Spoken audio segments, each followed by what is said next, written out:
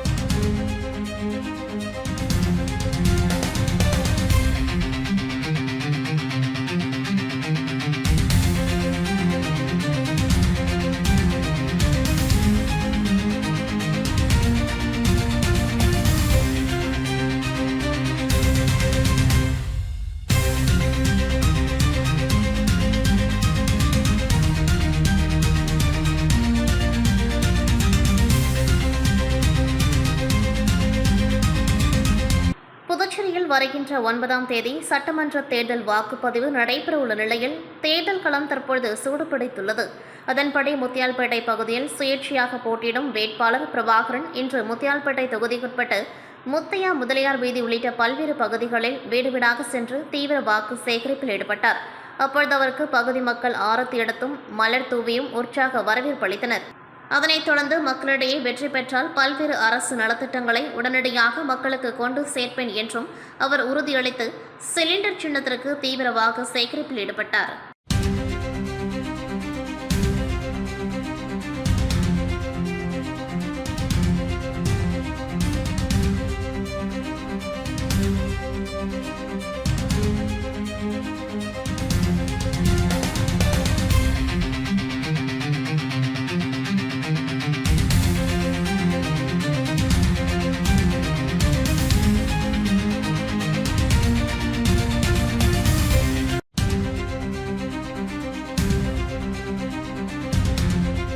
புதுச்சேரியில் சட்டமன்ற தேர்தல் வருகின்ற 9ஆம் தேதி நடைபெறவுள்ள நிலையில் புதுச்சேரி வில்லியனூர் சட்டமன்ற தொகுதியில் தேசிய ஜனநாயக கூட்டணியில் அகில இந்திய என்ஆர் காங்கிரஸ் சார்பில் போட்டியிடும் வேட்பாளர் ரவிக்குமார் இன்று வில்லியனூர் தொகுதிக்குட்பட்ட பகுதியில் வீடு வீடாக சென்று தீவிர வாக்கு சேகரிப்பில் ஈடுபட்டார்.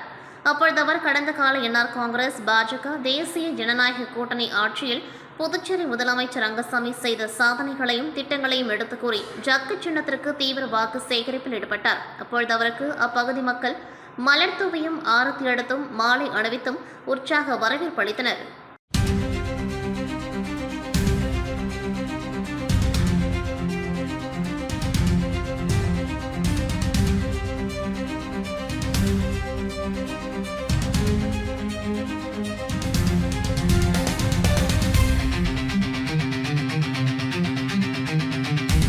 புதுச்சேரியில் சட்டமன்ற தேர்தல் வருகின்ற 9ஆம் தேதி நடைபெறவுள்ள நிலையில் வேட்பாளர்கள் தீவிர வாக்கு சேகரிப்பில் ஈடுபட்டு வருகின்றனர். அதன்படி அரியங்குப்பம் சட்டமன்ற தொகுதியில் தேசிய ஜனநாயக கூட்டணியில் என்ஆர் காங்கிரஸ் கட்சி சார்பில் போட்டியிடும் வேட்பாளர் ஐயப்பன் முருங்கப்பாக்கம் மற்றும் அதனை சுற்றியுள்ள பகுதிகளில் வீடு வீடாக சென்று ஜக்கு சின்னத்திற்கு தீவிர வாக்கு சேகரிப்பில் ஈடுபட்டார். அப்பொழுது அப்பகுதி மக்கள் என்ஆர் காங்கிரஸ் வேட்பாளர் ஐயப்பனுக்கு மலர் தூவியும் ஆரத்தி எடுத்தும் உற்சாக வரவேற்பு அளித்தனர்.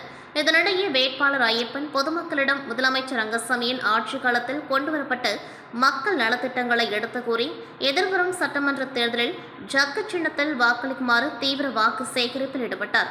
மேலும் இந்த நிகழ்ச்சியில் தேசிய ஜனநாயக கூட்டணி கட்சிகளான பாரதிய ஜனதா கட்சி, அதிமுக, எல்ஜிகே உள்ளிட்ட அனைத்து கட்சி நிர்வாகிகளும் கலந்து கொண்டு பொதுமக்களிடம் பிரச்சாரம் மேற்கொண்டு வாக்கு சேகரிப்பில் ஈடுபட்டனர். உருளையன்பேட்டை தொகுதியில் போட்டியிடும் வேட்பாளர் தன்னை எதிர்த்து பரப்பப்படும் தவறான குற்றச்சாட்டுகளுக்கு கடுமையாக பதிலளித்தார். கடந்த தேர்தலில் தோல்வி ஏற்பட்ட பின்னர் வீடு வீடாக சென்று பொய்யான தகவல்கள் பரப்பப்பட்டதால் தான் எதிரணி வெற்றி பெற்றதாகவும் தற்பொழுது மீண்டும் அதே பாணியில் தன்னை வெளியூர்காரன், கந்துவட்டிக்காரன், சொத்து அபகரிப்பவர் என குற்றம் சாட்டி மக்களிடம் குழப்பம் ஏற்படுத்த முயற்சிக்கின்றனர் என்றும் தெரிவித்தார். திருவிக பள்ளிக்கூடம் தொடர்பான குற்றச்சாட்டுகளும் முற்றிலும் ஆதாரமற்றவை என கூறினார். கடந்த 5 ஆண்டுகளாக மக்களின் நலனுக்காக தொடர்ந்து செயல்பட்டு வந்துள்ளேன் என்றும் நல்லது கெட்டது அனைத்திலும் மக்களுடன் இருந்து பல போராட்டங்களில் ஈடுபட்டுள்ளேன் என்றும் அவர் குறிப்பிட்டார். பொய்யான பிரச்சாரங்களை நம்ப வேண்டாம் என மக்களிடம் கேட்டுக்கொண்டவர் இந்த முறை அதிக வாக்கு வித்தியாசத்தில் வெற்றி பெற ஆதரவு தருமாறு வேண்டுகோள் விடுத்தார்.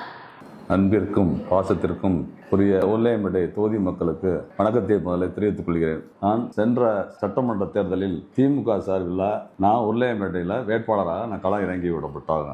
சின்மையாக நான் மக்களுக்காக பணி செய்யணுங்கிறதுக்காக நானும் தேர்தல் பணி செய்தேன். தேர்தல் பணி செய்தாலும் நான் சிறிய ஒரு வாக்கு வித்தியாசத்தில் தோல்வியை தள்ளியிருக்கிறேன். அந்த தோல்வியே எப்படி தோல்வினா, என்னையை பற்றி தவறான ஒரு பிரச்சாரத்தை பிரசுரித்து வீடு வீடாக லாஸ்டாக போட்டு வென்ற சட்டமன்ற உறுப்பினர் ஜெயிச்சாரு. அவர் இப்போ என்னடானா மறுபடியும் அதே பாணியை எடுத்துக்கிறாரு. நான் வெளியூருக்காரன், கந்து வட்டிக்காரன், சொத்தை அபகரிக்கிறாங்க, திருவிக ஸ்கூலுக்குள்ள இடத்த நான் எடுத்துட்டோம்னு சொல்கிறாங்க. இந்த மாதிரி தவறான ஒரு கருத்துக்களை சொல்லி மக்களிடம் குழப்பி மக்களிடம் ஒரு நல்ல வரவேற்பை பார்த்து புதுச்சேரி சட்டமன்ற தொகுதியான உப்பளம் பகுதியில் தேர்தல் பிரச்சாரம் தீவிரமாக நடைபெற்று வருகின்றது. வண்டிராப்பேட்டை அருகே திமுக சார்பில் எம்எல்ஏ அனிபால் கென்னடி தலைமையில் மக்களிடம் வாக்கு சேகரிப்பு நிகழ்ச்சி நடைபெற்றது. இந்த பிரச்சாரத்தில் திமுக பாராளுமன்ற உறுப்பினர் ஜெகத் ரட்சகன் கலந்து கொண்டு பொதுமக்களிடம் திமுக அரசின் சாதனைகள் மற்றும் எதிர்கால வளர்ச்சி திட்டங்களை விளக்கினார். மக்களிடையே பெரும் வரவேற்பும் ஆதரவும் காணப்பட்டது. மேலும் திமுக இளைஞர் அணியின் துணை அமைப்பாளராக பிலிப் வெரோன்ராஜ் உள்ளிட்ட நிர்வாகிகள் மற்றும் பிற கட்சி உறுப்பினர்களும் உற்சாகமாக கலந்து கொண்டு வீடுதோறும் சென்று வாக்கு சேகரிப்பில் ஈடுபட்டனர். நிகழ்ச்சியின் போது நிர்வாகிகள் மற்றும் தொண்டர்கள் ஜெகத் ரட்சகன் எம்பியுடன் இணைந்து புகைப்படம் எடுத்துக் கொண்டனர். இந்த நிகழ்வு உப்பளம் தொகுதியில் திமுகவின் வெற்றி நிச்சயம் என்ற நம்பிக்கையை மேலும் வலுப்படுத்தியுள்ளது.